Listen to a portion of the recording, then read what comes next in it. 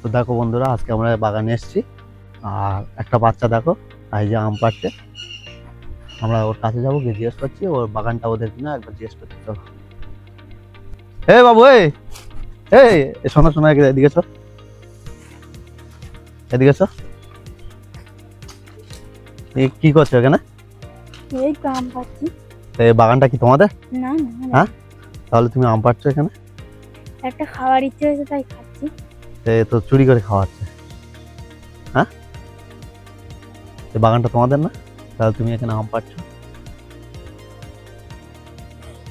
হ্যাঁ, আর করবো না তাহলে। না না, আপনি করার জন্য বলে না, তুমি যে এই যাদের বাগান তারা যদি দেখে তো তোমার তো এসে তাহলে পিট যেত। আমি চলে যাচ্ছি। আর শোনো, তুমি কি এখান থেকে আম পাড়ছিলে, একটা খাবার ইচ্ছা আছে? আচ্ছা, এরকম করবে না, ঠিক আছে? এটা খারাপ জিনিস। যাদের বাগান তোমাদের বাগান না, যাদের বাগান সে দেখে তো তোমার এসে তো পিটতে পারে, তো এরকম করবে না, ঠিক আছে?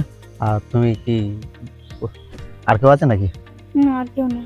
তুমি একা আসছো এই দুপুরবেলা, এই পুরো ফাঁকা মাঠে তুমি একা এখানে আম পাড়তে এসছো? ঠিক আছে, যাও তাহলে, তুমি এখন চলে যাও। নাকি আম পারবে? না না, আমি আর আম পারবো না। আম পারবে না তো? না। ঠিক আছে, আম পারবে না। আর আমি কি বলছি শোনো, তোমাকে আমার কাছে দাও, পয়সা আছে কি দেখি।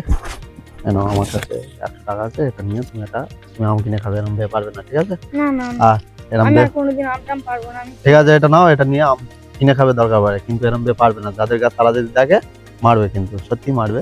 আর তারা বকবে জিনিসটা ভালো ভালো না, তাহলে তোমার একটা খারাপ লাগবে যে আম পাড়তে এসেছে একটা একটা আমের জন্য, এরকম বলবে। তারা যদি আজকে নয় আমরা দেখেছি, এর পরের দিন তো অন্য লোকও দেখতে পারে না।